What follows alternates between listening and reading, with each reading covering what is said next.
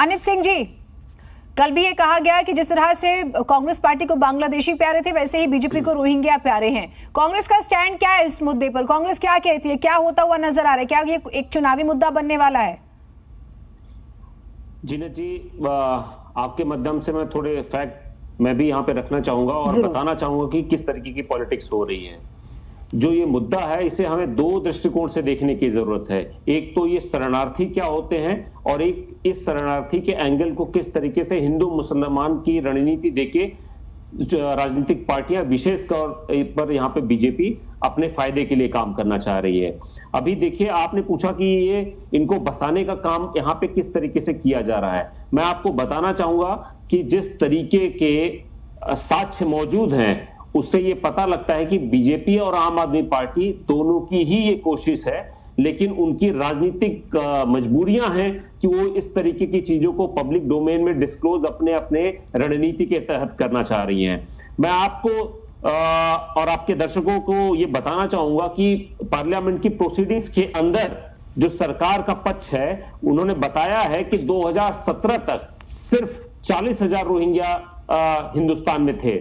लेकिन कल जब बीजेपी के आदेश गुप्ता जी, जो दिल्ली की प्रदेश के अध्यक्ष हैं, उन्होंने जब कल प्रेस कॉन्फ्रेंस करी है, तो उन्होंने बताया है कि दिल्ली में कम से कम 5 लाख रोहिंग्याज उपस्थित हैं।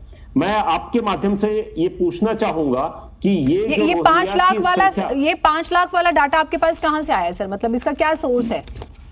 मैडम, इसका सोर्स आदेश गुप्ता जी के प्रेस कॉन्फ्रेंस है, जिसमें वो कल जिक्र कर रहे थे। ठीक है, क्योंकि मैं जब रिसर्च कर रही थी, मेरे पास जो इंफॉर्मेशन है, अगस्त 2021 में लोकसभा में गृह राज्य मंत्री नित्यानंद राय कहते हैं, एक सवाल उनसे पूछा गया था, अवैध प्रवासी जो बिना वैध दस्तावेज के गैर कानूनी और गुप्त तरीके से देश में घुसते हैं, वो कहते हैं कि अवैध रोहिंग्या मुसलमानों का कोई सटीक आंकड़ा उपलब्ध नहीं है।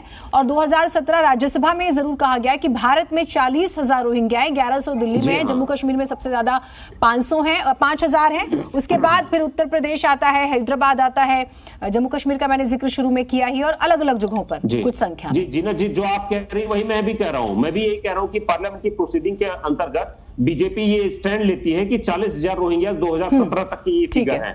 लेकिन जब कल प्रेस कॉन्फ्रेंस होती है, तो बीजेपी के अध्यक्ष आदेश, मैडम 1 मिनट मुझे कंप्लीट करने दीजिए। बीजेपी के जो प्रदेश अध्यक्ष हैं आदेश गुप्ता जी, वो कहते हैं कि 5 लाख तक रोहिंग्याज यहाँ पे रह रहे हैं। मैं आपके माध्यम से ये पूछना चाहता हूं कि जब रोहिंग्याज को फ्री बिजली दी जा रही है, फ्री पानी दिया जा रहा है, और अब उनको एक फ्लैट के अलॉटमेंट तक की बात आ चुकी है, तो मैं ये बताना चाहूंगा हमारे अपने दर्शकों से कि किस तरीके से बीजेपी और आम आदमी पार्टी, इस दोनों पार्टियां इसमें किस तरीके से संलिप्त है।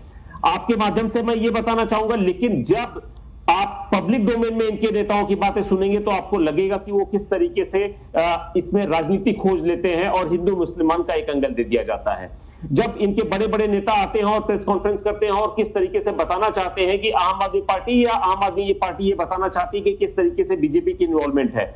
मैं आपको बताऊं कि पार्लियामेंट की प्रोसीडिंग के दौरान सरकार ने बताया है कि सिर्फ मात्र 12 रोहिंग्याज को, जो कि म्यांमार के वैलिड सिटीजन थे, उनको ही बस डिपोर्ट किया गया है। अभी सर शॉर्ट में मुझे ओपनिंग कमेंट सबका लेना, मुझे ब्रेक लेना है, क्योंकि ना ठीक है, आप सेकंड हाफ में जरूर बोलेगा। मैडम, अच्छा जल्दी से 10 सेकंड में पूरा कीजिए। ठीक है, चलिए, ठीक है।